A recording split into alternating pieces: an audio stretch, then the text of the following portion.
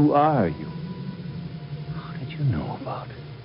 It's a dangerous question, isn't it? There's never a good answer to it. First obligation of a prisoner is to escape. Ah. So, if one is a prisoner of love, one must escape to solitude? If one is a prisoner to joy, must one escape to sadness? Tick, you're alive, talk. Well, it was a good life, but a short one. Tick, tock, tick, tock. A dear friend said to me, if you're falling off a mountain, you may as well try to fly. Here, the end. I offer you one final chance to fly. And you? Have you anything to say? Do you by any chance happen to know where Mr. Garibaldi might be?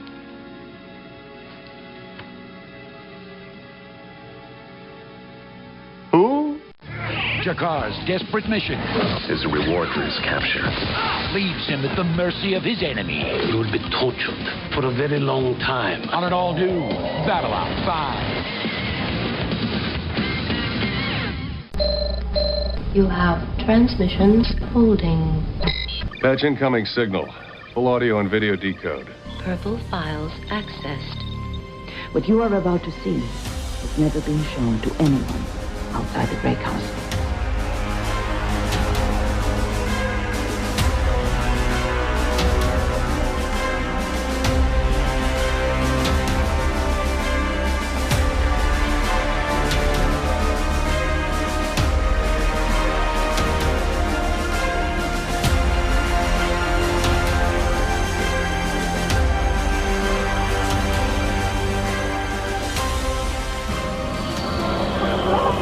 And so it begins. Hello, everyone out there in podcast land. Welcome to Gray 17, a Babylon 5 podcast, a part of the Front Row Network and NPR Illinois Community Voices. We are a group of first ones watching Babylon 5 for the umpteenth time and a bunch of newbies watching Babylon 5 for the very first time. And we are here talking about Season 4, Episode 2, Whatever Happened to Mr. Garibaldi. I'm Scott, and with me is... Blake. Emily. Justin. Mike. And Jess. And Nicole and Kevin are out this week, but they will be returning soon. So we are going to dive into the episode, but beforehand, a reminder to check out all of our social medias: Twitter, Facebook, Instagram. We are really active on Twitter. Our newbies are active on Facebook if you want to chat with them, and as all those are down below. And then also you can join our Discord server, which has both a general chat and a Beyond the Rim spoiler chat if you want to talk spoilers with us first ones. And that is in our Discord, which you can get by any donation to our Patreon. If you are listening to our audio podcast, please be sure to like and subscribe. And if you're watching us on YouTube, same idea. Hit that like and subscribe button. It really does help us grow, and we really do appreciate it. We did not get any new Apple reviews in this week, so if you can send us Apple reviews, that would be great as well. Those are the ones that really kind of churn the search engines. We did get 2 messages from our folks over on Spotify. So from our last episode, we got 2 quick reviews. One comes from Aid Ball, who says, love the show, chills me out when I'm working. And then Jim Manning says, amazing pod, love hearing the group talk about B5. So thanks, Jim and Aid. And again, you can do those quick reviews per episode on Spotify, and then on Apple, you can do a full review for the whole show. So before we get started with the episode itself, Mike, I think you have an update for us on what we did yesterday as we're recording this sucker. Yeah, so since we're kind of recording and dropping in a timely fashion here, Saturday, the team, some of the team and I participated in the Extra Life charity event, as we have done in the previous year. And I'm happy to report it was our most successful fundraiser to date. We raised $600 and counting for the Children's Miracle Network of hospitals. So really big thank you to everybody on the team that was able to participate, and everybody that joined us that night to watch and hang out, and especially those that were able to donate. So thank you. I'll put a link down in the show notes for this episode, because that donation box is still open. So our goal was $1,000. If you can help us get a little closer, that 600 is great. But if you can help us get a little closer, you can donate clicking that link down below. And a special shout out to Tim Chandler, who decided to donate every single time I died last night. And let me tell you, Tim made a pretty significant donation when it was all said and done. Tim put down the bounty, and boy, did we respond. Yeah, and he said he were going to break his budget sooner or later, but he kept donating the whole night, so we didn't break the budget. What is it about you, Scott, that people are willing to pay to watch you die? You know, I'm just that kind of person. What can I say? Let's go ahead and get our first impressions from our newbies. Oh, actually, first, before we do that, we do have a synopsis, and I believe Justin has that for us. Not plagiarized at all. No, of course not, because that'd be wrong. This week on Babylon 5, G'Kar tries to avoid capture by the Centauri while continuing his search. And meanwhile, Delenn urges the Rangers to strike against the shadows. One of these times, we just got to tell ChatGPT to go ahead and make us a synopsis for an episode and see what it does. That'd be kind of cool. It scares me, but it's cool. So let's get into our first impressions from our newbies. And since, Justin, you were just chatting, let's get yours first. What's your first impressions on whatever happened to Mr. Garibaldi? It's not much Garibaldi for an episode titled for him, but I liked it. It seems to me like the entire purpose of writing G'Kar for this episode is looking for him to finally be captured by the Centauri. So I'm looking forward to kind of seeing how that kind of plays out. Mia Furlan was amazing in this episode. I absolutely loved her. She had every emotion in the spectrum, and she nailed it all perfectly. The scene with Sheridan and Lorianne, absolutely brilliantly done. And I'm glad to know that, once again, I was right, and Garibaldi was taken against his will. Cha-ching. I don't know if you can actually fully say that yet. We don't know truly what happened. So I'm just defending Nicole here because she's not here to defend herself. But I'm not sure if you can say that fully yet. I feel confident in saying it. Well, let's go with the other person who feels that it went the other way and that Garibaldi went on his own. Emily, what's your first impressions? I really liked it. I know we're only 2 episodes into season 4, but so far season 4 is doing a lot more for me than season 3 was. I actually thought the scene between Londo and G'Kar where he was in the cell was really good and quite interesting. And I'm still not sure about this Lorianne character. I don't really trust him, but he is very interesting. So overall, I did really like it. Where do you stand now on the whole Garibaldi was captured or Garibaldi left?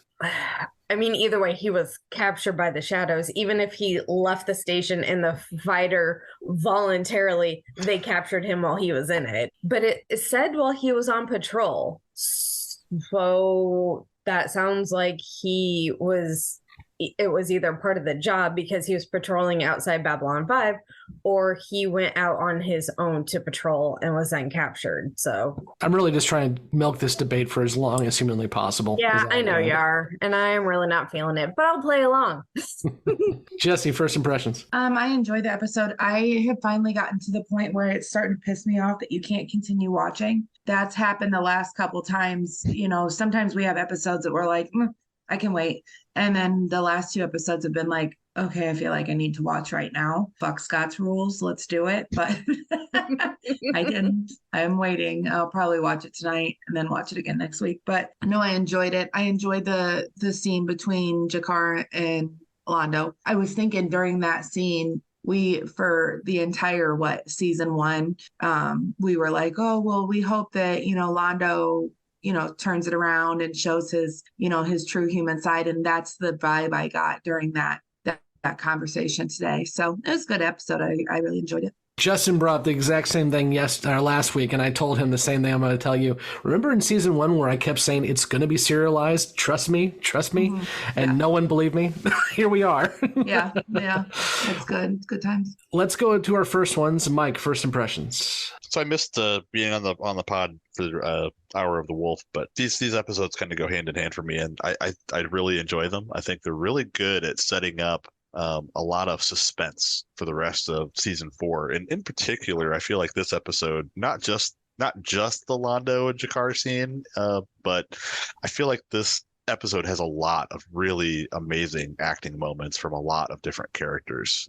So overall, yeah, it's a good one. I like it. Blake. Yeah, so I really like this episode. Also, I think it's a really strong start to season 4. And some of the reasons I like this one, we may get to it later, but I think this episode proves me right and Scott wrong, but we'll touch on that later. But also with this one, Mike mentions the moments of the acting. You've got just some great moments in here with Londo and Jakar. You've got Sheridan on Zahadum or wherever he may be in between. And I think for me, the part that hits it home, you've got that end scene where Sheridan is remembering Delenn. And from JMS's notes on the series, when he sent the note to Christopher Franke, who did the music, the only note he gave him was "break our hearts." And I think it worked with that whole scene, the music, the filming, the way they cut it. And to me, that's one of the more impactful scenes of the entire series, the way they did that. And it just shows how much stronger this show has gotten as it's gone over the 4 seasons. Blake, I am very often wrong, but in the case you're referring to, I know I am not. So we'll discuss. I'm not. I'm really not. Even JMS has said I'm right. And then he didn't. But, you know. And then he didn't. Because JMS is like looking at a Rorschach painting, but whatever. I said initially that season 4 is my favorite season of the bunch, and we're continuing to roll forward with that.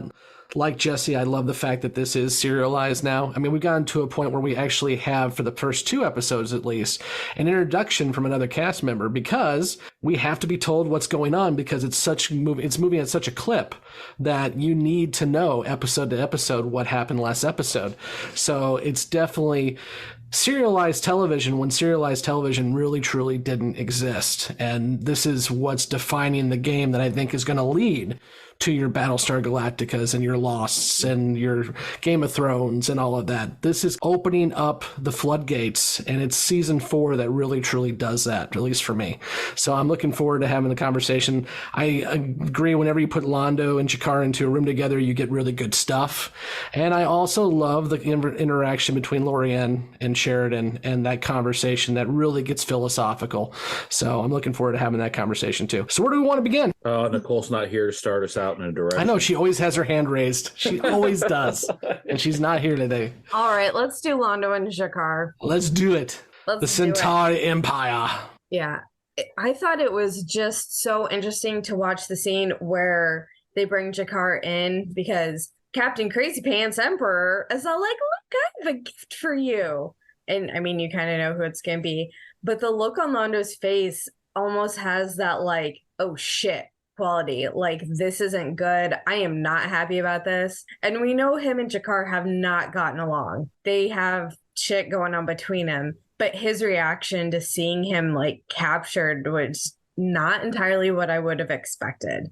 Not that he'd be like jumping up and down thrilled, but he looked more upset than, you know, you might have expected a few episodes ago. Justin. I mean, maybe I'm seeing this through my rose-colored glasses of someday Londo will turn around. But that scene where in the throne room, Londo looks to me almost genuinely horrified by what he's experiencing in that moment.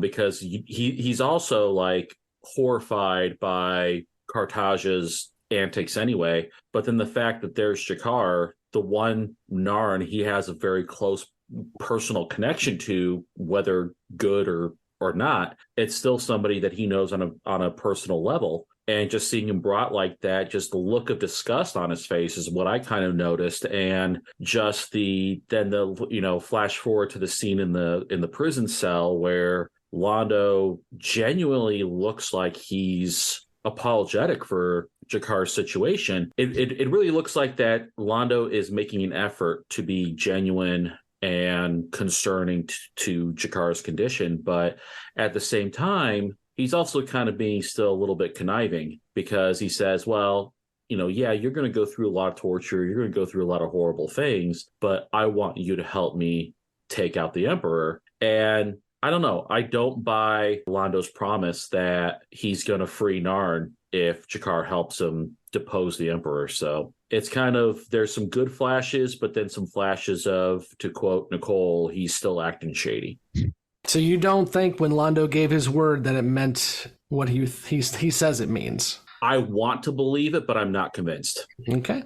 Emily. There's a part of me that doesn't believe it, but more actually thinks he may not be able to get it done, but he will try to free Narn, because he just seems like he's exhausted by all of this. When we first start out, Centauri Prime was in the good place for them, not for the Narn, obviously, because, the Narn were being colonized and enslaved. So he felt like he was in a position of power, and then they get involved with the shadows. And I think he's now starting to feel what the Narn have felt. They don't want to be colonized. They don't want to be subservient to this other group. And it seems like he's just worn down by all of it. He's worn down by the killing, because not only has he committed genocide, he has killed his friend because of politics. He had to plot to kill Rifa, who, he didn't like Rifa, but that still affects you. And now he's having to plot another murder. So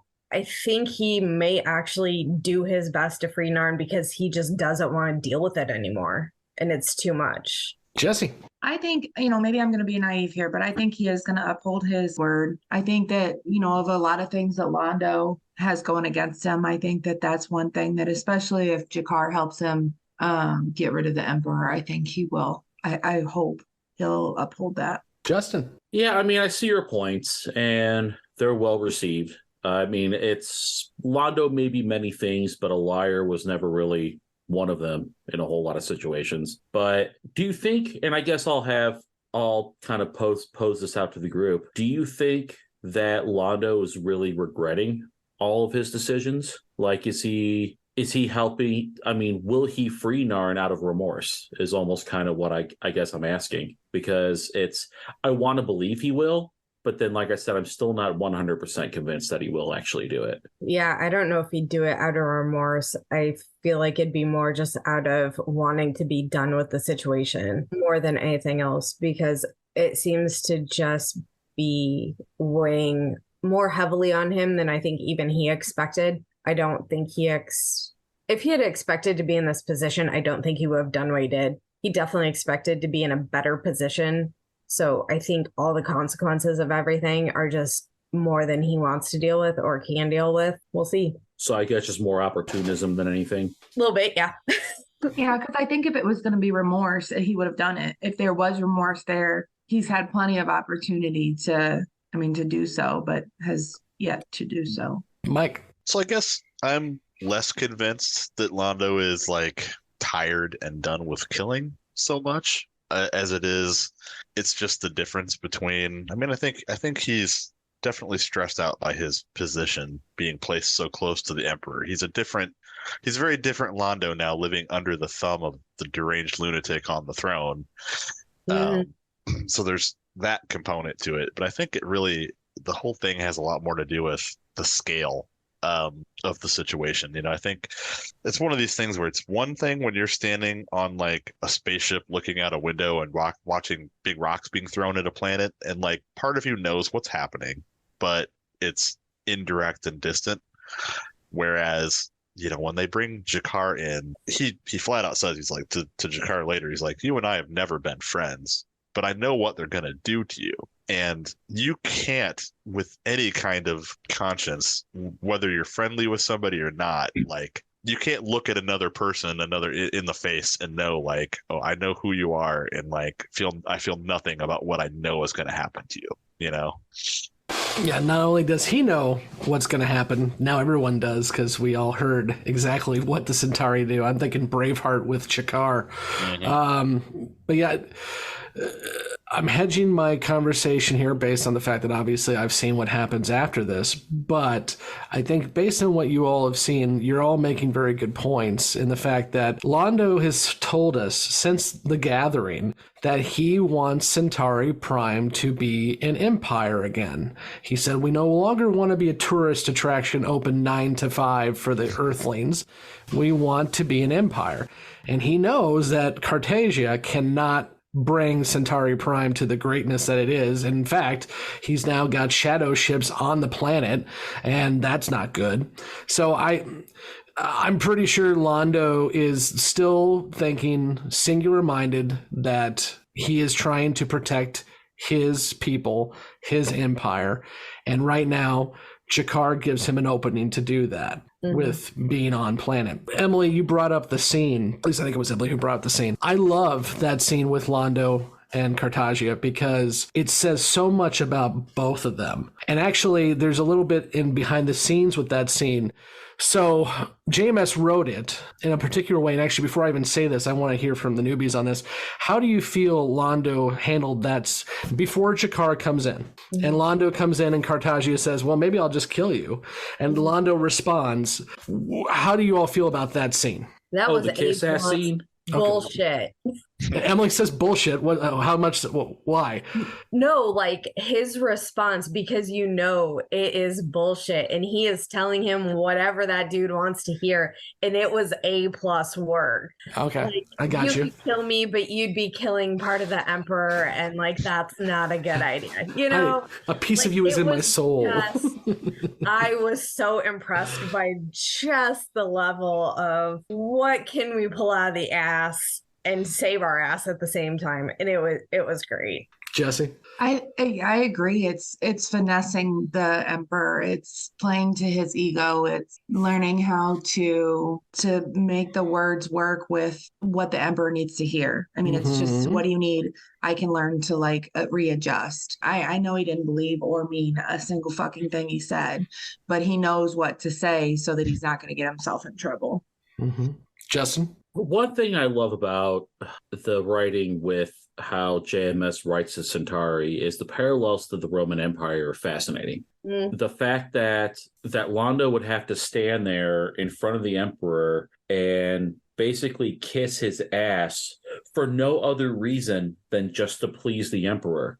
Like, it speaks to the decline and decadence of the Centauri Empire, almost like how, Roman emperors were, their aspiration was to achieve godhood, and they were, some of the first rulers ordained by the gods and stuff like that. Like it's the parallels are just awesome to me. And yeah, I mean, I 100% agree. Like, Londo had to say whatever he had to say in order to, make his point and get in the Emperor's good graces. And the fact that he knows how to deal with a psychotic tyrant that Cartagia is just speaks to Londo's political acuity. This wasn't the point I was going to make, and I know Mike and Blake have some to add as well, too, but I'm glad you brought up the Roman piece, because JMS, back when this was coming out, he kept getting asked over and over again, it's like, is this an allusion to Lord of the Rings with Lorien and everything else? And he pointed out, it's like, honestly, that I was always a sci-fi guy, but in the 80s or late 70s, what he was reading was the history of the Roman Republic and the Roman Empire. He was reading mythology. He was really getting into medieval history. So that's what he's going for. Justin, you're dead on. He's trying to kind of allude to Roman history and what is going on with Centauri Prime. Absolutely. From the very beginning of the series, everything dealing with the Centauri to me screamed of Rome. From the parties, the decadence, the multi-gods, everything. Just, to me, I never questioned anything like Centauri. The Centauri are like space Romans, and that's what I've always thought of them as. They even got the little helmets. Mike, what do you got? So I was just going to take a quick survey. So this whole scene is predicated or set up on the fact that Londo kept the Emperor waiting while he put pants on. And that was enough that it made the Emperor threaten him in this way. So who amongst us believes that the Emperor 100% would have killed Londo if he had not kissed his ass hard enough? The minister definitely does. The minister's like, hey, you got to get going, man. It was as much about him being late because he got dressed. I thought it was more about the outfit, because there had been a conversation with Cartagia and changing of the hairstyle and changing. Didn't he talk about? That's true. He did. That is an ongoing. That was an ongoing thing. Yeah, you're right. So I thought he was late, and I think that played into it. But I thought it had more to do with Londo showing up in the traditional clothing than the being late part. But I could very well be wrong. Jessi, what'd you have? Oh, I think he would have. I think he's a psycho. He's already got several heads on his desk ready to go. Yeah. The whole scene about him talking to them, I do think that he will do whatever he needs to do to continue to, forward his ego. Justin? I'm going to take a different path here, and I'm going to say that I think right now, like Cartagia and Londo are playing a political chess game. And I don't think Cartagia would have actually have killed Londo because I think he still needs Londo to a degree. But it's just like a political game of Cartagia's just asserting his power. I could have you killed if I want to. Yeah, and Londo just has to sit there and say, yes, I know. I'm sorry. Please forgive me. I love you. You complete me, and all that other bullshit that he was forced to spell. And it's all a dramatic act. Like, do I think that Cartagia would have killed Londo? Absolutely not. Because Cartagia still needs Londo. You think he was just busting balls and putting him in his place? He was just busting balls, and he was saying shit because he's the emperor and he can. And I think that's all that was. It was all political theater to me. Blake, I know you had your hand up before this. Do you want to add to this conversation? Yeah, I was going to go back to what Justin was talking about with the different references, and you added to it. But I was going to say, this is also kind of the episode where JMS lost his shit a little bit. Oh, yeah, that was fun. Tell us all about it, Blake. That was a fun one. It was. So, JMS offered, not only was it a fan of sci-fi, but this is a guy that's read philosophy. He's read the Bible cover to cover twice by his own reference in the Usenet topics. The fans kept hitting him with, is this a reference to this or is this a reference to that? And these references were just getting like absurdly obscure stuff. So JMS was actually out on the Usenets and someone asked him about one of these obscure references. And his response was just, no, it's not. And that he writes for the character and what is appropriate for the character, and about how infuriating, maddening, and bottom line insulting it is to have 10,000 people parsing every sentence and asking, did you take this from here or there, or is this a reference to this or that? And he finally ended it with, can we please declare a moratorium on this for a while? So this was the episode that JMS kind of lost his shit with some of the fandom on the Usenets. And it was, as we've seen, he can be rather crotchety sometimes. Scott knows all about this. Yeah, he needs a moratorium on me sometimes. It's fine. Jessi. If there was ever just a mark of agreement on anything in my life that I've heard, it was just Jessi's. Jesus. I love you all in special ways. So the question that Blake's alluding to, here's the reference that was asked. It was, Marcus is talking to G'Kar about his friends and says he's had damn few of them and most of them are dead. My instant reaction was, that can't be an allusion to Return of Zork, can it? And, oh my God, really? And that's when JMS lost his shit, to Blake's point. How? Okay, you know what? I'm someone who prides myself on being able to connect red yarn to different places, but there's nothing in any of this episode that makes me think of Zork. Yeah, that's crazy. So rewinding a bit, the reason why I brought up this scene is this is one of the few times that JMS actually took a little bit of directorial license and changed how the scene was filmed. So based on in the script, the director had during rehearsals had Peter playing Londo as kind of like meekly groveling to the Emperor, and JMS came up to Peter and just bypassed the director, which he says he hardly ever does. But he went to Peter and said, no, you're standing up to him here. This is, to Emily's point, you are bullshitting like a great bullshitter, and you know what Cartagia needs to hear to, at this moment, ingratiate yourself to Cartagia. So you're standing up to him. And so that's why Peter played it that way. And Cartagia responds saying, I like you. You're like me. He doesn't grovel like the minister. He steps up. He stands there and takes it. And Cartagia likes that. So it ingratiates Londo to Cartagia. So I'm glad all of you kind of picked up on that Londo was definitely, in one way or the other, standing up to the guy as much as he can be. Since we're talking Londo and G'Kar, we kind of skipped over the whole Marcus G'Kar piece on planet whatever. Is there anything we want to talk about with Marcus and G'Kar before we dive into the Londo G'Kar scene that comes after the throne room scene? Justin. I mean, really, the only thing that I took upon it was just every time those two end up in a bar together, a fight breaks out. And until they found their shelter and their recluse and their hiding spot, I thought that they were together. Like, oh, Marcus is helping G'Kar and stuff like that. I didn't pick up on the fact that Jakar had no idea Marcus was like following him around. And they're kind of discussion about how, Garibaldi is Jakar's only friend or first friend that wasn't an Arn. And then Marcus basically saying, well, you know what? You're my first friend that is an Arn. And just Marcus feels this kind of connection to Jakar based upon some of their past experiences.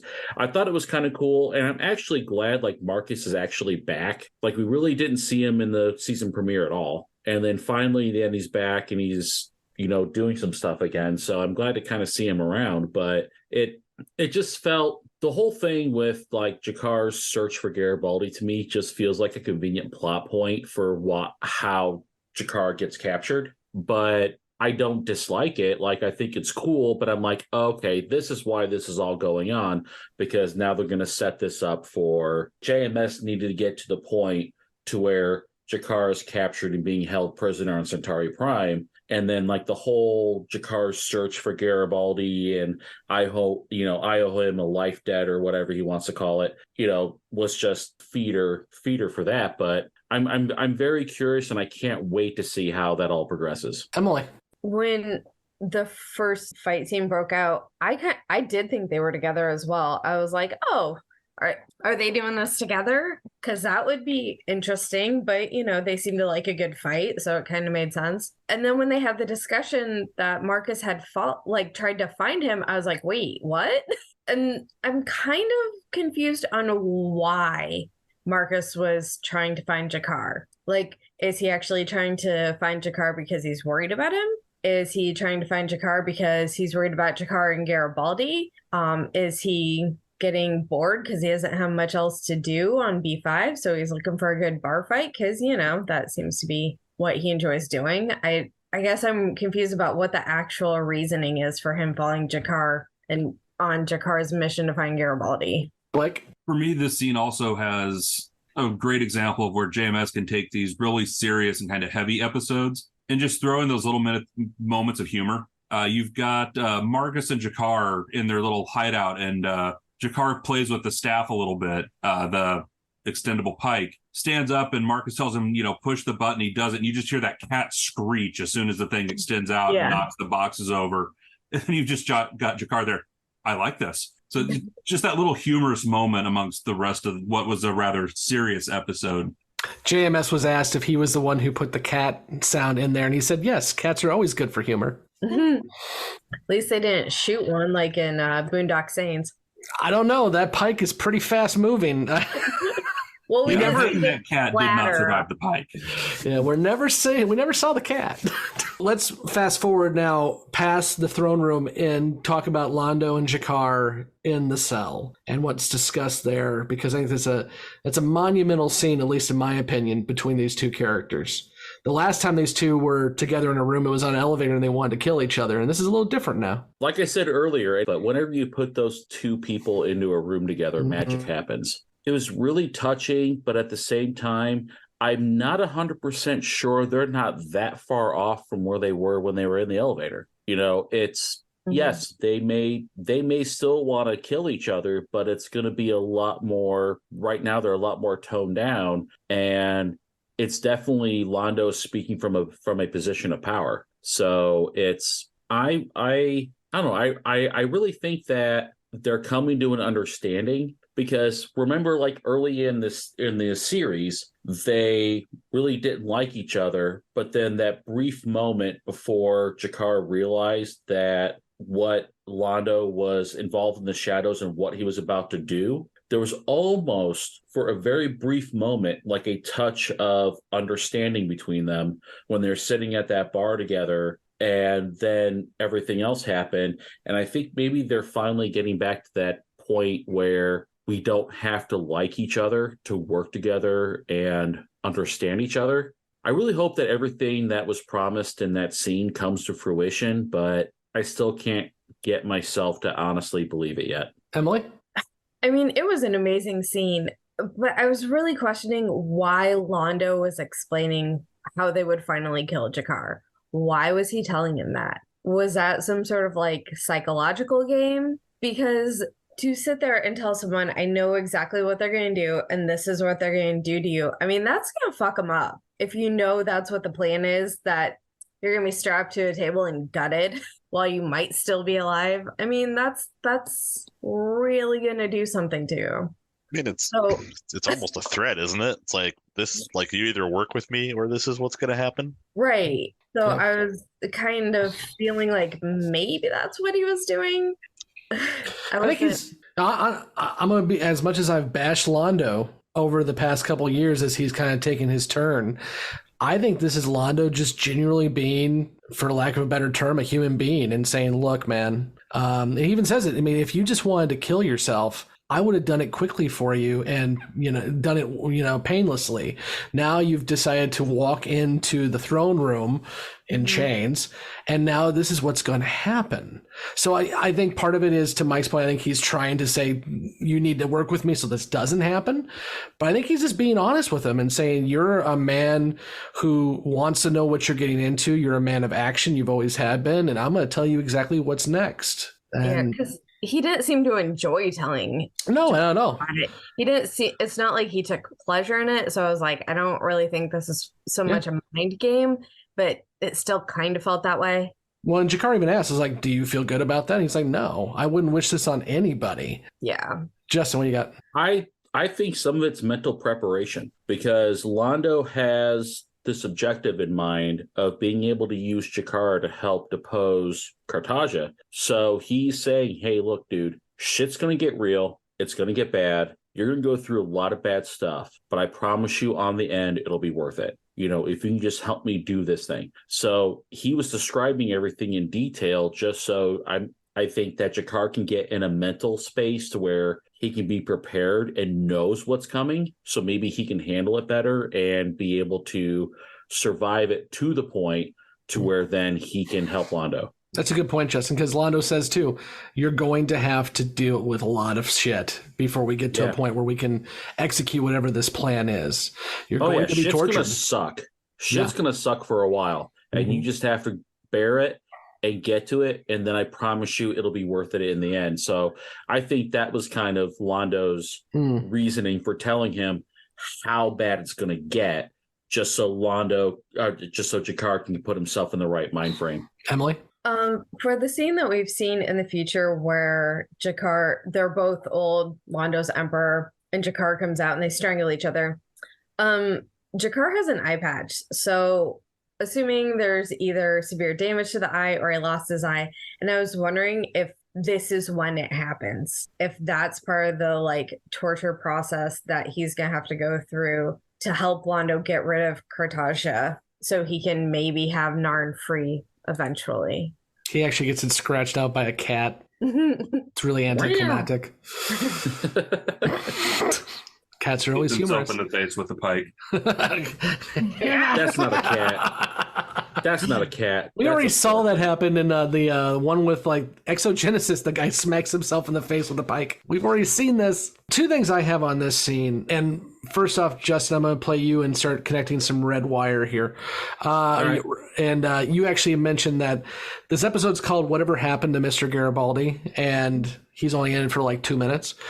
I think Garibaldi is very much in this scene because you have the two quote unquote best friends of Garibaldi in the first couple seasons was Londo, and now it's G'Kar. And when G'Kar comes into the throne room and G'Kar asks, do you happen to know where Mr. Garibaldi is? Londo is kind of shocked by that because obviously there's a connection there. But all of this kind of has led Londo and G'Kar to this point. G'Kar is obviously out here trying to find Garibaldi because no one else will, and it's his friend, as he said. But Londo has been drawn to this point because of his relationship with Garibaldi in some cases as well, too. So I think even though he's not a part of this episode much, his fingerprints are on what's going on here. I think without Garibaldi, you don't get to this point, is what I'm trying to get at. So that's one piece. But Justin, what you got? Well, no, actually, I was going to agree with you. And you made an excellent point there that made me think of something that I thought about when I was watching the episode is I think that was a subtle communication from G'Kar to Londo about, hey, you were friends with, you always liked Garibaldi. That's do you know where, Garibaldi is? Was Jakar's communication to Londo, hey, something's wrong with someone that you cared about and was friends with, and because you saw kind of Londo's face change a little bit. The other point I wanted to bring up, and this is probably a ham-fisted, but I like this kind of direction, is I love when the cell door opens and you have the light shining on Jakar, blinding Jakar, because he has finally found his opportunity. He has found and it's out hunting for Mr. Garibaldi, but he's finally found the opportunity to finally free his people, at least potentially. We'll see if it happens or not, but it's kind of like an epiphany by way of cell door. So I like that in the scene as well, too. Let's hop over to B5 before we do Zahadum. Anything you guys want to talk about in terms of Delenn? We found out that the League has actually officially broken up now, so they're no longer a thing. And obviously Delenn is not in a good space. But anything you all want to discuss with that? Justin? Yeah, I thought, like I said in my first impressions, like Mia Furlong just hit the ball out of the damn ballpark on this episode. Like she with the kind of the entire gauntlet of emotions that she ran through, from being borderline suicidal, willing to starve herself to death so that she can, if she can't join Sheridan in spirit or in body, she can at least join him in spirit. And from then when Franklin was presented her with the recording that he found about, Sheridan finally like confessing his feelings for her and stuff like that, and trying to turn the lessons of his father to turn something that is a negative into a positive, and just seeing that kind of change within her to where now bitch is going to go to war. Like she's going to like completely tried to attack Zahadum, and you know what, you took my man away from me and I'm going to make you pay for it. Because it's within this episode you see multiple stages of grief from her, and it's finally her coming to terms with the fact, at least in her own mind, that John is gone. She went through the whole sadness, and now she's in the anger stage, and she's not playing. And it's going to be, I've got some thoughts later on for questions and predictions about how this whole thing plays out, but she's not playing anymore, and she wants to go hit them and hit them hard, going like, you know what, you took my man away from me, I'm going to make you pay for it, and I'm going to make you suffer. And it's, she could not have acted out this entire episode any better than what she did. Like, I was just in awe watching her this entire episode. I do love how she's trying to sell the Rangers on this plan. Yeah, sure. Yeah. Some of you got to die. Maybe all of you. But it'll be fun. It'll be worth it. Yeah. It's like, we're going to take a lot of those bastards down with us. And yeah, she said, you know what? The whole quote, and I wrote down a lot of that entire recording that Sheridan did. And it's like, it couldn't be more perfect. If you're falling off the cliff, you might as well try to fly, because what have you got to lose? So it played really, really well. And I loved her in this entire episode. Emily. Yeah, I thought this was actually a really interesting scene for Lanier, because one, he's breaking protocol to go to Dr. Franklin. And I really liked the interaction between Franklin and Delenn, because we're seeing the change in Franklin since he had his walkabout. He's going in, he's not being the arrogant doctor. He's being concerned as a friend and a doctor. Like, I understand this is, what your people do, but you are also half human, and it's likely your system cannot handle this. And to go to her with the recording of Sheridan, knowing that it would likely help her, I thought showed a lot of growth on his part. Yeah, I think she's gonna blow Zahadum up, because she's not playing. Like, she's gonna go there and take it out, and that'll be the end of it. Because when she threatened to like rip a ship apart piece by hand, I was like, she might do it. She might. So I kind of think she might just take out the whole damn planet and all the shadows, or as many as she can. I agree with Emily. I can't wait to see what war rage looks like from Delenn. Mm-hmm. I think we're going to see it, and I want to see it, and I want to be spectacular. Yeah, because we've seen her angry a few times, but we haven't seen her fully let go. So I feel like that'd make for a really good Boom. Well, since we're talking about Boom and Zahadum, let's move over to Zahadum with Lorien and the good old Sheridan. Blake, is this where you want to tell me I'm wrong? I'm sure we'll get there in the course of this conversation, but let's let Justin start us off, and then I'll tell you you're wrong. Justin. So, yeah, I was 100% wrong. Unlike Scott, I'm willing to admit that. I said earlier that I'm usually wrong. I said that. Just not in this case. But you are. I really thought that this guy would end up being like some kind of like Kosh figure in Sheridan's head that he was having a conversation with. And it turns out it's not, which I'm okay with. But it's really cool to see like he is the first one. Like he predates the damn Vorlons. He predates the damn Shadows. And even when like Sheridan confronted him, he's like, you know what, dude? I don't want to die because I'm needed. There's a war out there. Don't you even care about what's going on? And he's like, of course I do.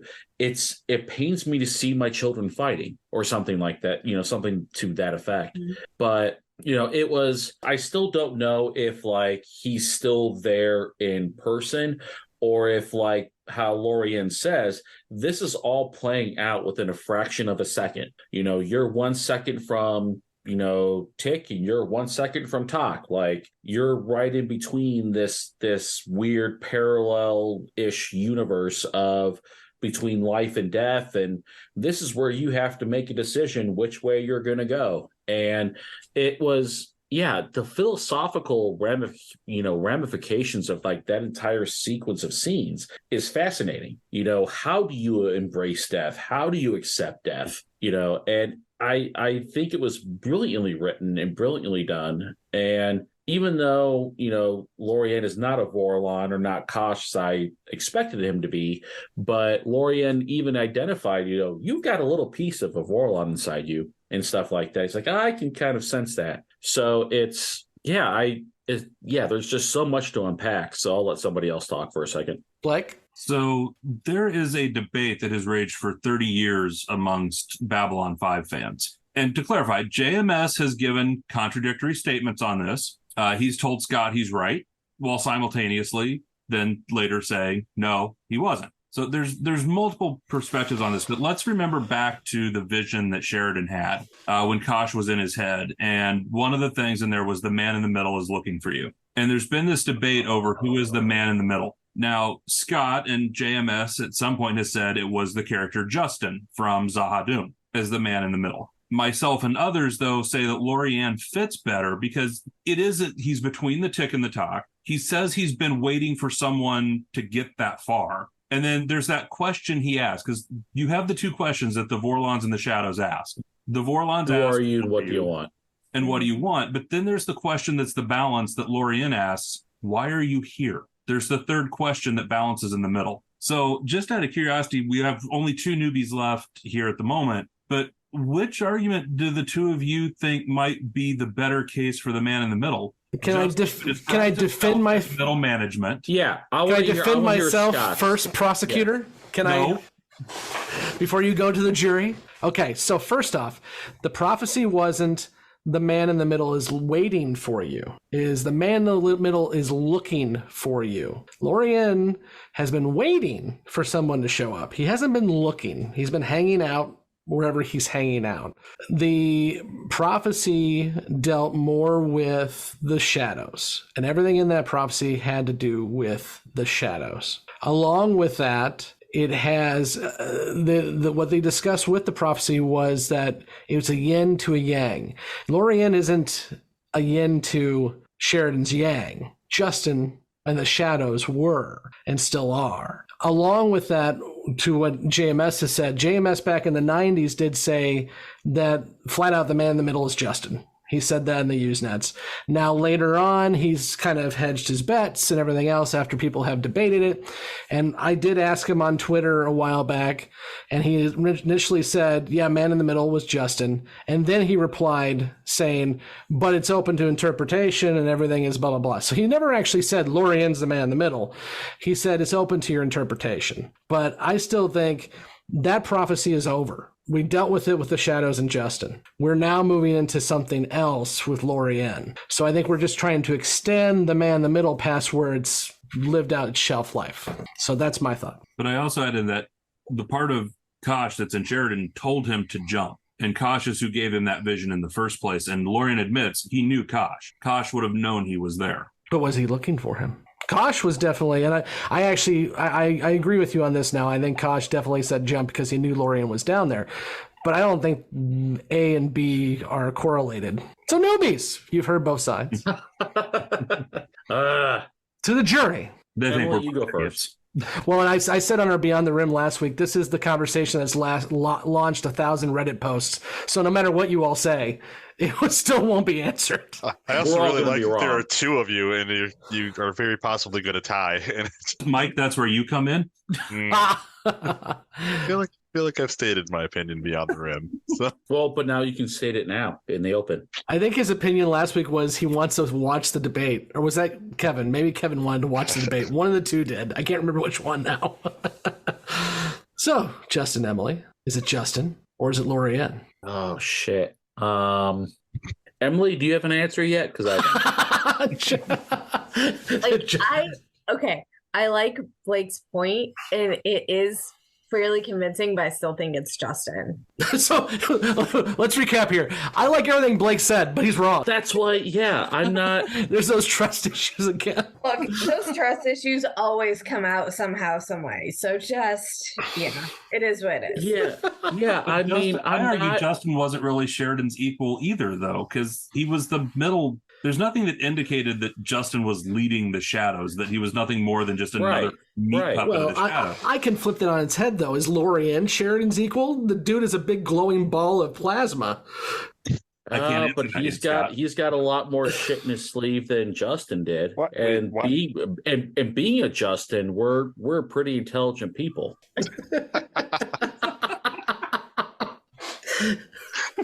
Can we get a new jury? Is that possible? Can we? Well, okay. Here's why it's going to end up a hung jury, because I wanted to hear other newbies' opinions on this. Yeah. But y'all both make good ass points, and I can see both damn sides, and it pisses me off because I want to say yes, Blake's interpretation of it makes perfect sense, but then Scott, yours does too. And I don't feel like I have enough information yet. That's true. I mean, well, go ahead, Blake. I was gonna say, since this jury is fucking useless, I'm about to say, can we add a poll with this somehow to the listeners? Yeah, I can figure out how I can do that. I'm amending my judgment, and I'm going to say that they're both the man in the middle. They're all the one. The one who was, the one who will be, and the one who is. The man in the middle who got nuked, the man in the middle who did not get nuked. Yeah. Oh God, it's rough because. But to Justin's point, I mean, I'm pretty sure I can say this without being called a spoiler person. You haven't seen the last of Lorien, so you're going to learn more about Lorien. So you may be able to make a better determination one way or the other after you've heard a bit more from this guy. So Also, there's nobody more in the middle of everything than Zathras. So Zathras is, and Sheridan doesn't like him, so they are yin and yang. Zathras just is, yeah. I saw somewhere a meme a while back where it was Valen is the one who was, Delenn is the one who is, Sheridan is the one who will be, and Zathras is the one who should have been. Well, and as Scott said, this debate has launched discussion thread after discussion thread for 30 years. Yeah. Scott and I have debated this between us for a very long time. The last thing I will say on it, though, is when Scott announced, and some of the newbies saw it, no one knew what the fuck I meant. But when Scott announced that we had TikTok for Gray 17, and I responded to it. I thought we were between the tick and the talk. This is the episode I was referring to. Oh, shit. Yeah. And I do believe I did the Captain America. I got that reference. You did. Yeah. Oh, Lord. Lordy. Justin just got the joke from 2 seasons ago. Yay! Yeah. Callbacks. Yay. Woo! Well, we'll put that in our back pocket. The fact that Blake is wrong, we'll get back to that later. But right now, to the point of the tick and the talk, I love to talk about this kind of philosophy of death, and to what Blake also brought up, this third question. And I would actually argue there's 2 questions in this episode that are new to us. The one is, why are you here? And the other one is, do you have anything worth living for? Right. Do you have anything to eat? Yes. I can't remember which newbie it was last week who was complaining about the dude hasn't ate. Now Lorian said you're dead. Now we know why. You're a zombie, Sheridan. Yeah. Where's your pulse, bitch? I mean, honestly, like, none of that really fazed me at all. Like, oh, hey, I'm between life and death, stuff like that. Okay, that kind of makes sense. But, yeah, the whole thing with, like, oh, shit, I just lost my train of thought. While Justin tries to get the train back on the rails, can I just ask you, what was the question again? Well, he's going to ask Emily a question first. Then we'll get back to you, Emily Justin. a question. Does You've this been solve derailed. where the fuck he got the cloak? I mean, for Christ's sake, he's dead in some metaphysical construct. Does that answer where he got the cloak now? I mean, I guess. Well, and we JMS just to make more questions, which and as much as we're trying to be finite and decide, okay, this is what happened, this is what not happened, I do like that he always leaves stuff up to interpretation. Is Sheridan in a cave with Lorien, or is he hanging in front of the big ball of plasma the entire time? We don't get an answer to that right now, but we have 2 options. But Justin, to what you were saying or trying to say before you derailed, the big piece of this conversation is, and Lorien says it, that Sheridan's people, Sheridan's friends need him in a place where he's no longer afraid. And it's very easy to continue living just because you're afraid of what death is. It's a different thing to decide that you have something worth living for. And I think that's something, I mean, Garibaldi mentioned this in season 1. I think it was Infection. He talked about people always find ways not to die. The question is, do you find reasons to live? And so I find that conversation really enlightening. It also would have been a lot more interesting if Sinclair were there. Yeah, it would. Sinclair, the guy who actively had a death wish. That's true. Good point. And I was pointing out how many times in season 1, yeah. Mm-hmm. Mike, you just blew my brain up. Congratulations. Good dude. Now I'm rewriting season 4 with Sinclair in it. Okay, now can we talk about how annoying Lorien is? Oh, really? Oh my God, he's irritating. What is with all these ancient dudes and they're fucking talking in riddles? Like, could we just not? Hey, you sit in a cave for 1 billion years and see how you feel. Honestly, he makes more sense than Kosh because he's super chatty and he's clearly out of touch. That makes a lot more sense than somebody who like speaks in 1-word answers. I do like randomly extends your neck. I do like how Lorien contradicts himself in one sentence. He's like, I hate to see when my children fight. And then Sheridan's like, so the Shadows and Vorlons are your children? Well, maybe siblings. Yeah, I don't 100% claim them, but yeah, I mean, we're kind of related, but it may be through marriage. It's all kind of convoluted. We all have that one relative. Yes. Yeah. Well, there's a moment when Sheridan's wandering through the caves, just trying to ignore Lorien behind him, chattering away about his TikTok, and he comes up to the campfire and he's like, "Shit, I've gone in a big circle." And then Lorien starts in again, and you can just tell the look on his face as Sheridan's like, "This fucking guy." Mike, I thought you were going to bring up his extremely long fingers that are very creepy looking as well too, but I get it. Also, it's Vern from Space Invaders. I don't know where else to segue this in, but Space Invaders is like one of my favorite childhood movies. And it's fucking Vern. This is the second time that you have made a Space Invader reference in this show. It's amazing. And we need to watch it again. How many times have we watched it in my damn basement? We should, well, once, because I think we found something else by accident. Anyway, okay, that's a story time there. No, so next Halloween, Grey 17, we'll watch Space Invaders. We'll subject at least somebody that hasn't seen it before. Haven't seen it. It is the DOD, the donut of destruction. It is. I don't know what it is. It's a movie, but it's a really fun movie that I remember fondly and probably won't after I watch it again. That's usually how it goes. Anyway, Vern. Who creates the Farmtoid. Yeah, no, I get this reference. I'm the only one with you on this, Mike, but I can see it. So I'll give him this. All right. I find Lorien kind of annoying. He reminds me very much of Marcus when we first meet Marcus. So he'll probably grow on me. That said, Wayne Alexander is a very good actor. I think he plays the part of creepy, disconnected alien weirdo very well. And I went and IMDb'd him to see, like, okay, what does this guy actually look like? What else has he been in? I know what he looks like because Space Invaders, but...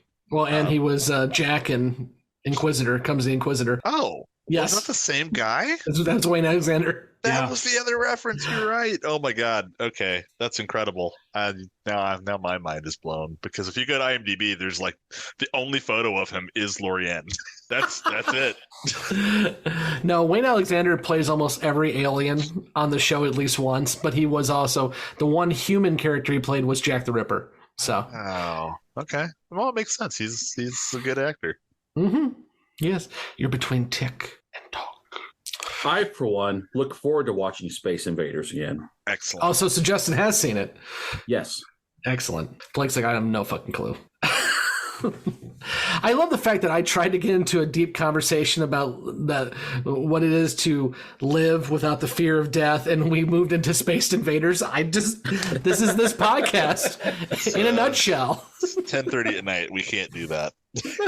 It's actually 11:30 because of freaking daylight savings time. Yeah. My whole clock is all jacked up right now. So it should be 12:30 then for me. Exactly. So. I freaking hate the whole fallback, spring forward crap. I feel like I'm between tick and talk right now. So we'll go ahead and move into questions, predictions. For those of you who are just joining us for the first time, our newbies have not watched past whatever happened to Mr. Garibaldi. By the way, we never actually talked about the scene with Mr. Garibaldi. I mean, we have not. No. Oh. Good point. Yeah. Should we do that real quick? Yeah, we should do that. I mean, maybe. I think it fits very well that everyone else forgot about Mr. Garibaldi and we did too. So Or There's Mr. not much to talk Garibaldi. about. yeah, it's like 2-minute scene. So Yeah. Justin, I feel like it's in your wheelhouse. Do you want to talk about it at all? Yeah, because I was like, I'm still the only person who actually believes that he was taken against his will. And then when we finally get to see Mr. Garibaldi, he's locked up in some kind of room, being Garibaldi, making a mess, banging, breaking lights, like creating chaos. And so then the knockout gas happens. And then who else walks in but somebody in a fucking Psycop uniform who then is like, holy shit. Okay, so then who actually, like, so the last time that we saw Garibaldi was he was sitting in a Star Fury when wasn't out on patrol per se, in my opinion. He was responding to the fact that the shadows were poised to attack. So to me, that's not on patrol. That's more like, attack response. But so then all of a sudden he sees, what the, and he gets covered by shadow. And then we see a spider ship with a Star Fury inside.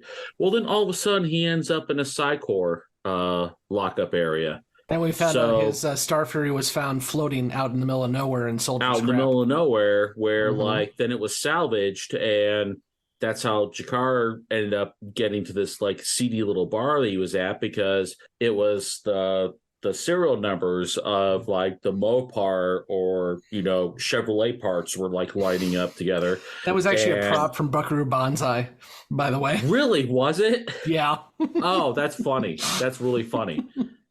Another one of my favorite films with the guy from RoboCop, who I can never remember his name, but I always just call him RoboCop, even though he was Buckaroo Banzai and also an admiral in Starfleet. But anyway, I don't count that Star Trek movie.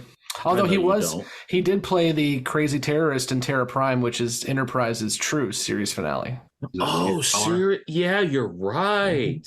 Peter Weller. Oh, I Peter forgot about Peter Weller. And he's also a professor of ancient history through Syracuse University. But anywho, getting back to the topic on hand. What's our topic on hand at this point?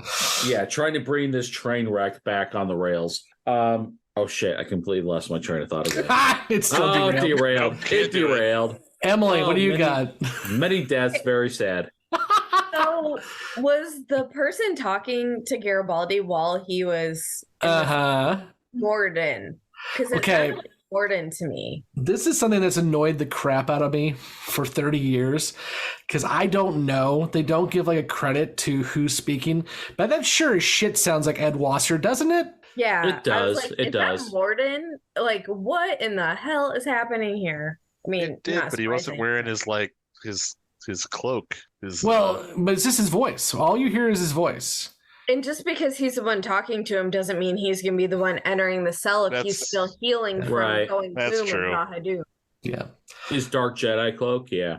This is another one of those JMS never answered, and but it absolutely does sound like Ed Wasser, the actor who plays Morden. It does. Hearing things. Got it. Thank you. That's really all I needed. I feel better-ish. But then who is it? Like if okay, so like my train of thought with this, and maybe I can get it on a track a little bit here. My train of thought on this is if Bester is actually supposed to be on the side of Babylon 5 through this whole thing because of the fucked up stuff that EarthGov was doing to telepaths, and Bester was like, okay, I'm on your side. Your war is now my war. Yeah. Yeah, your war is now my war. I'm going to help you out here. So then who else in Psycor? We haven't seen anything from what was her name? Agent 15 or Agent 13? Yeah. Like, it was a male figure, obviously, who stepped in, but maybe we get to kind of go back through this whole, Agent 13 stuff that we saw at the very beginning of season 2, the Bureau, that we never really got to touch in with again. So maybe we'll get to see a little bit more of stuff like that. But the rest of the thoughts and ideas I have about Garibaldi are my predictions. Okay. Anything else on Mr. Garibaldi? Okay. Let's go ahead now and move into questions, predictions. And as I was mentioning earlier, for those who haven't joined us, our newbies have not watched past whatever happened to Mr. Garibaldi. So they're going to provide us with any questions about what's lingering after watching this episode and then predictions of what's going to happen next. And Jessi did have to hop off early. So she did leave us with one prediction, and that is that Sheridan isn't dead. So we'll find out soon on that one. So let's go over to Emily first. Questions and predictions. Okay. So first prediction. The in-between space is the unexpected door that may change the outcome. Because they had referred... It certainly was a lot of words, Emily. Can you... Oh my God. I'm getting ready to explain it, you asshole. Did it come to you in a dream? They referred to Sheridan as having opened an unexpected door. So I think that's the in-between space. So their expected outcome is going to change because of this. Because it was Evil Kosh 2.0, whatever, in the unexpected door. I think that's the in-between space. Are we clear? Do we got it? No, I got it. That's in the 4 seasons we've been doing this. That was the most nerdy prediction you've ever made. The in-between space is the unexpected open door. I'm like, what? There you go. I felt now like I we get just slipped into Twilight Zone territory for a second there. All right. I was thinking more Twin Peaks, but yeah. I'm the scary door. Continue. 3 questions. Did Jakar leave B5 just to find Garibaldi, or was there another reason? Like, is he just tired of sitting around and he needed something to do and he wanted to find Garibaldi, so this works? Is Garibaldi on Zahadum, Centauri Prime, or somewhere else? Because we know he was taken by the shadows, but where are they actually holding him? And since they're now putting their spider ships on Centauri Prime, is that where he's located? And how many Horcrux can Vorlon have? Because Florian was like, there's a piece of caution inside you. I'm like, and we have Horcrux now, for lack of a better term.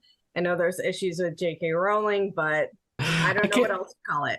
Mike absolutely did bring up the Horcrux before. I just can't remember if he did it on the main episode or if he did in the Beyond the Rim. Yeah. But he has made the Horcrux reference before. I say a lot of things. I don't know. No, honestly, you have a really good freaking point with that, because even like Lorienne says, oh, they can put little pieces of them. So like they have lots of little eyes and ears all over the universe. And yeah, no, that makes a lot of damn sense. And I hate you for actually, sorry, I got one more question. I hate Harry Potter so much. I'm just putting that on the line right now. How many Vorlon pieces can one person hold? Like, can you have one Vorlon piece from multiple? Now, I'm pretty sure Blake made this joke in Beyond the Rim as well. How many Vorlons can she take? Is there a number? Is like 47? Like 37? You took 37 Vorlons? Like, you know, love you, Kevin Smith, if you're ever listening, but it's like 37. Because we know they travel in like other people and stuff so they can go get information. So like, can one person be a little spy for two Vorlon? Does that work? So Johnny does Zahadum. So if you go over to Lurker's Guide, which the newbies can, there is a reference to Lita in this the Lurker's Guide for this episode, and I never realized why, because Lita's not even in this episode, but I think it shows that JMS has the same thoughts that we do. So the question was, what did the Vorlons tell Lita about their intentions? And he says only that they respect her in the morning. Oh my God, they're using people like a clown car. And they pay for her Uber? Like, is that where we're going with this? So, at least we know JMS is on the same wavelength as us. I was going to go a different way and say, gotta catch 'em all. Vorlon. You collect the whole set? Jesus. All right, now that I derailed this. No, so we now have Justin Train and Emily Train both lying on their sides in a heap next to the railroad tracks. And apparently there's a Vorlon train being ran on Lita. Yeah.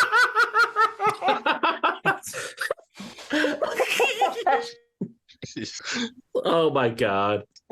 Oh, we broke the show. Good reviews. Yep. And Blake hit it perfectly. Fuck. Okay. Emily. Emily, is that all you have? Yep, I'm done. Okay. Justin. Give me a second. Bring us home, buddy. Bring us home. Oh, God. He's still thinking about the Vorlon train. Yes, I am. Damn it. Give me a second. Give me a second. Ride the train. Choo-choo, ride it. Ride it. Choo-choo. One of these days, we're going to interview Pat Tallman, and you're all going to have to keep a normal face. That's not going to happen. I don't know. I don't know if that's possible, Scott. So did you hear our honestly, podcast like, where we were talking about Vorlon trains? I don't know where we're going with this now. I don't know now either. Oh, hey there, Steptosh. Right. How many Vorlons can you fit? For all those who will be leaving us after this episode, we appreciate the over a year support you've given us, and we understand when you leave. We're sorry that it ended this way. And for those of you who stick around, you're sick fucks. Welcome to the asylum. Perverts. Hi, James. All right. Okay. Focus. Hope you're happy with your investment, Tim. We did reach 69 Patreon members last week. Nice. Bazinga. Oh, God. Okay, Justin, questions, predictions, please. God damn it. Hold on. Thank God for editing. Oh, you think I'm going to edit any of that shit? No. This is all going on. That's all staying in because this is fucking gold. Oh, it's all in like a Vorlon. Yeah, if you think I was going to edit any of that shit, you're fucking mistaken, sir. Touched by Vorlon. Here we go. All right.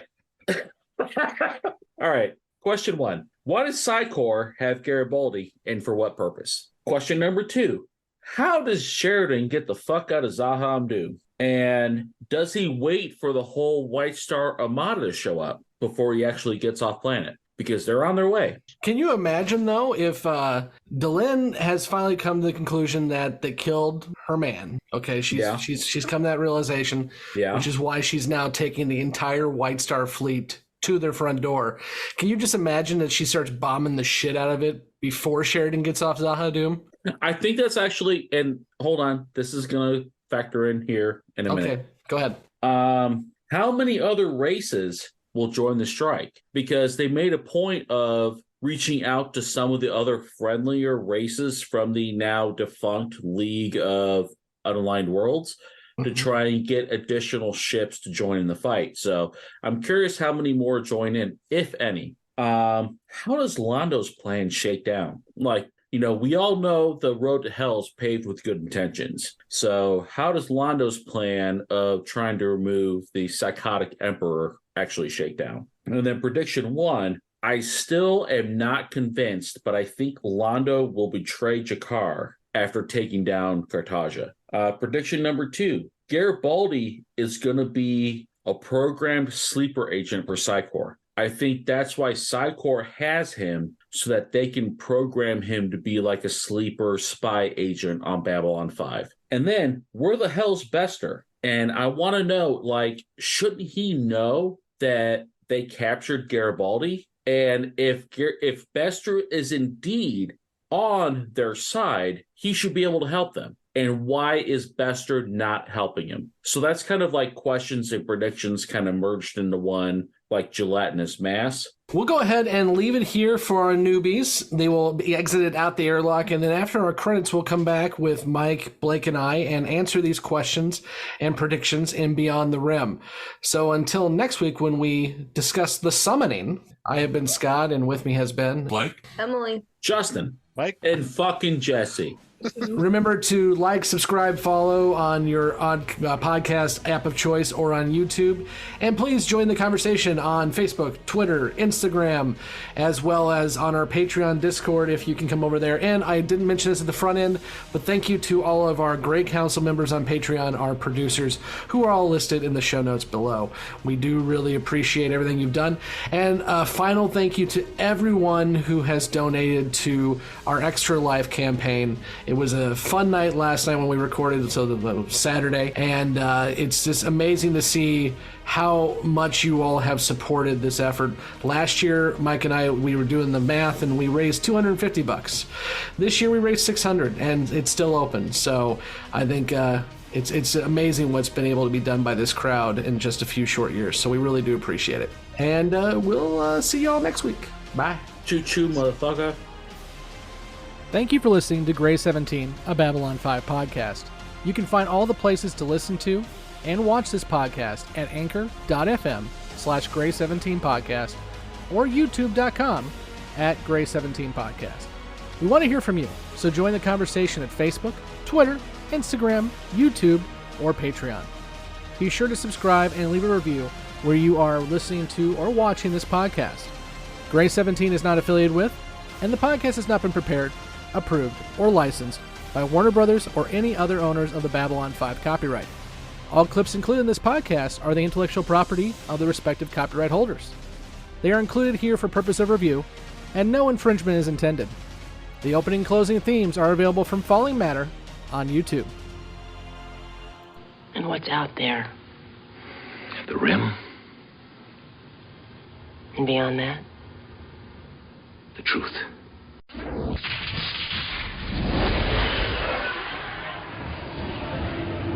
Welcome back to Beyond the Rim. Again, this is a spoiler section, so if you have not watched past whatever happened to Mr. Garibaldi, or if you just don't remember what happens after this, which sometimes it's me, go ahead and leave now, and we will be back next week. And if you want to dive in the spoiler section, let's get into it, guys. So first off, is there anything that the newbies didn't talk about that we want to hit on with this episode? I don't have anything. Do any of you? I don't think so. This been pretty good.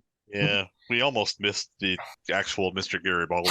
I was like, whoa, we forgot something. Hey. Caught it in the end and wouldn't have really mattered either way. But I mean, that's Jakar's whole point. Everyone's worried about Sheridan. No one thinks about Mr. Garibaldi. Yeah. And I think that's going to be Garibaldi's point. I mean, obviously, and we'll get to the predictions here in a minute, but that's what Garibaldi feels too. Either he's programmed to feel that way or not, that no one really cares about him. It's always the war. It's always Sheridan and everything else. And Mr. Garibaldi just kind of gets left on the wayside. So let's dive into the questions then. So first question, did Jakar leave just to find Garibaldi? Or is there another reason? Because Emily can never have straightforward reasons. She has to have another reason why this happens.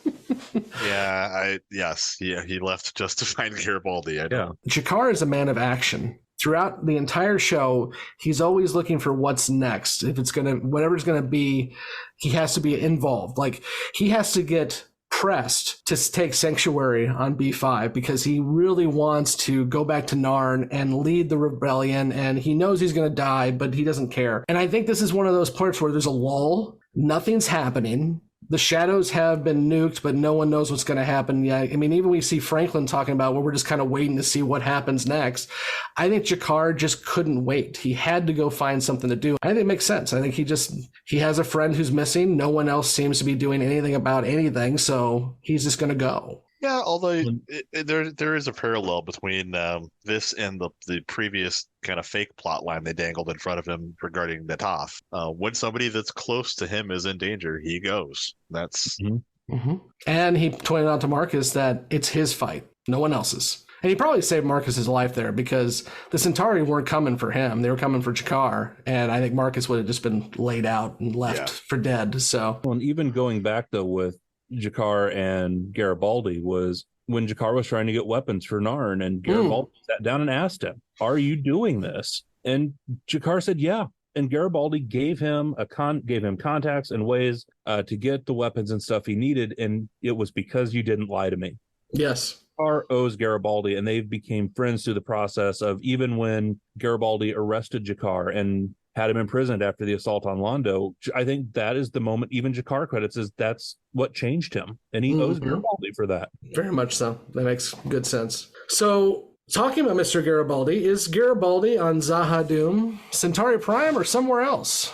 I don't know. I don't think it matters. It doesn't matter, but I'm going to guess somewhere else. Yeah, it's somewhere else. Didn't they establish it was Mars at one point? I think maybe so. Maybe you may be right. It's been a while since I've watched these episodes. But at the end of the day, it's one of the extended books, too. I don't think it's necessarily in the episode. It's a Psi-Corps black site. Yeah. Which we were told several seasons ago. They have plenty of black sites. Garibaldi knows where some of them are, and that's what it is. Because Emily did say, okay, is it part of the Centauri conspiracy with the shadows being on the planet? No, this is absolutely the Psi-Corps and Bester himself, which we'll get into that in a moment, making a plan B of where he wants another sleeper agent on B5. Continue on the Garibaldi piece. Where is Bester in all of this? And if he's on B5's side, why isn't he helping, or why isn't he stopping what's happening to Garibaldi? Bester wants to use Garibaldi for his own purposes. Bester wasn't lying. He will help with the shadow issue because he feels that the shadows are endangering his telepaths, in quote unquote his telepaths. But he's also playing a long game. And he wants his telepaths protected and elevated to power. And so the shadow thing is one thing. Working these other angles is another thing. He's got several different angles he's playing. So it's more like he's mutually against the shadows more than he's on B5's side. Agreed. Yep. Your war is my war. So, and we'll get more into this absolutely as we dive into it. But this is a very big crux of the season, and I know some people love it and some people hate it. The whole idea that for the entire season, for the most part, Garibaldi is going to be on the outs, and he is going to be a sleeper for Bester.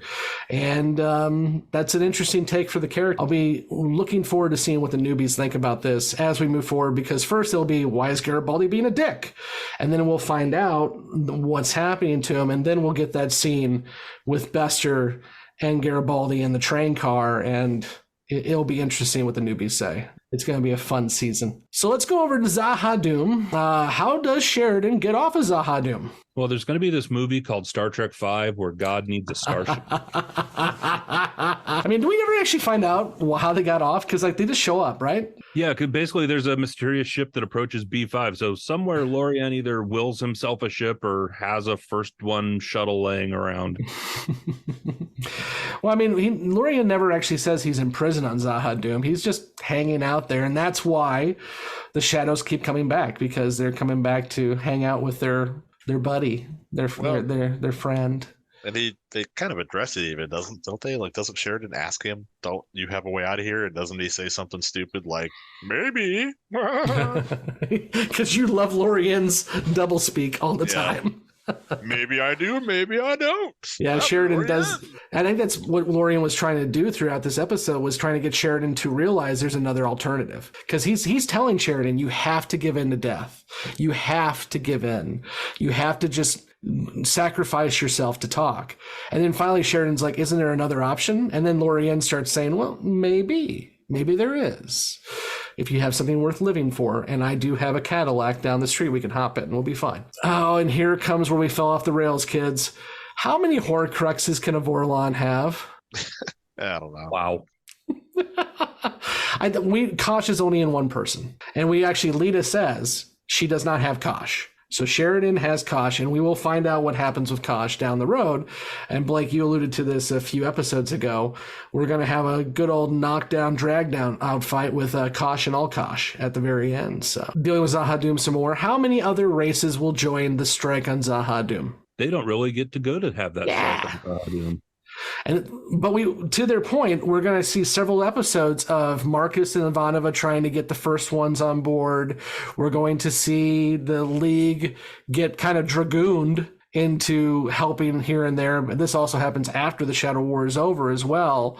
But yeah, I mean, Delenn's strike never happens. Yeah, because it's going to lead up to, at the end of the next episode, you've got the mysterious ship approaching B5. Mm-hmm. And episode 4, you've got all of the non-aligned worlds arguing about, Sheridan went to Zahadum and he died. What the hell do you expect us to do? And that's when you have Sheridan that steps out and says, we can end this, not just now, not just for the next 1,000 years, but forever. Break the cycle. And then the last question we have is, how does Londo's plan shake out? Well, Cartasia gets killed. Yeah, I think the whole point is Cartasia sees G'Kar as an it, sees him as a plaything, and Londo knows that allows for a distraction. And that's really all it is the plan is to distract Cartasia to a point where we get to off his ass. Mm-hmm. And it gets more into detail. And then at the very end of it, it actually all falls apart, but it kind of still goes to plan, even though it doesn't go to plan. But really, he sees this as just an opening to be able to take out Cartagia without having Londo be the one to do it. He can have G'Kar be the one to do it. And I do love how this plays out, too, because, I mean, we are going to see the torture of G'Kar, but we also see, flash forward to season 5. I was on Yum Yum Pod's discussion of a season 5 episode. And one of the scenes in the episode we talked about was the Centauri. G'Kar is acting as a bodyguard to Londo. And when he's on Centauri Prime, the Centauri bring out the guard that will whip him during the torture and hand G'Kar the whip. And he says, who do you blame? The hand that does it or the heart that ordered it? Mm-hmm. The heart is dead. So, I mean, it's just got that whole arc, and it'll eventually pay off with the full character arc of G'Kar. Yes. Yeah. And I always go back to that scene that will be coming up where G'Kar and Londo meet for that last time while Londo knows that he's going to get his keeper. And they have that final, frank, independent conversation where they forgive each other. Moving into predictions, Sheridan doesn't die. Well, no shit. He's in the credits. The in-between is the unexpected door that the Vorlons referred to. I think, yeah, because, I think Kosh knew Lorian was down there, and the rest of the Vorlons like, oh, shit, he found Dad. I don't know about that, though. I mean, I can see where you're coming from, but I see it as much more simply that they hurt the shadows, so now the Vorlons can take the upper hand. I don't think the Vorlons know the connection. I mean, they know Lorian's down there, but I don't think they know the connection. But I think that's because they were pretty adamant that, like, they weren't even going to go to Zahadum. They weren't even going to go investigate this. Mm-hmm. And I think that's because they know he's there, and they know he's probably not going to be real happy. Mm-hmm. But they also know now that somebody has gone to Zahadum and done the dirty deed for them, so now they can deal with it. We'll see. I can see it going both ways. I don't think it's ever really truly explained, but at the end of the day, it allows the Vorlons to take the advantage, and they're going to be more active than passive. Yeah. Londo will betray Jakar after taking down the Emperor. I want to point out that this came from Justin, who has been the one defending Londo the most for the past 4 seasons. Now, he has, as the arc has gone on, Justin has definitely seen that Londo has turned. But he's still been the guy who's like, I still hope Londo's got some good in him. And he's like, no, he's going to betray Jakar. But also, even tonight, there was a point when he was like, I think this is where Londo's going to turn it around. But maybe not. But maybe not. But no, I think when Londo gave Jakar his word, he meant it. And we'll see it. I think he did too. There is something interesting here that I was going to bring up, and I was debating when to do it. But it's a question of, okay, Cartagia is a problem that they're going to try to remove. But what makes Londo think he's going to be in the position right behind Cartagia to be able to fulfill that promise to Jakar? I mean, is he next in line to become emperor right after Cartagia? Yes, because that's pretty much was established that he had been put in line to be emperor, and that's why he was being moved into the positions he was in. Was it he I don't think it was like outright blatantly said. No, it's just been alluded to because the Malari house and the Rifa house were the two biggest houses, and Rifa's house is now gone. And then also Cartagia has no heir. So it's kind of, there would probably be a power vacuum for a bit, but Londo, everyone assumes Londo has the ability, especially since he has his shadow friends, has the ability to take over. Gotcha. Okay. All right. Fair enough. This one, man, Justin got it. Garibaldi will be a sleeper agent for the Psi Corps. Mm-hmm. Yeah. I mean, it feels fairly obvious, but I don't know. I guess I've seen it before, so I don't know. It's obvious in retrospect. I mean, they're obviously torturing Garibaldi and working on him somehow, so it makes perfect sense. Yeah. And we know Psi Corps has used, they used Talia for the same reason. I do love that Justin is still hoping beyond hope that Bureau 13 will come back. I know. Once again, it came up and I just... I don't know. I don't know how this man's gonna feel at the end when is he gonna realize that Bureau 13 never happened, or are we gonna have to point it out to him? Well, and even if he realizes it or not, sooner or later we're gonna have to tell him the reason why he doesn't get Bureau 13 is because it was a reference to a tabletop game that was not intended. Yep. They didn't know the tabletop game existed until after they made it. You'll love that connection. And JMS flat out said you will never hear about Bureau 13 again. Okay, guys, so that's the end of the questions predictions for this episode. Next episode we have is the summoning, so we'll be here next week to discuss that.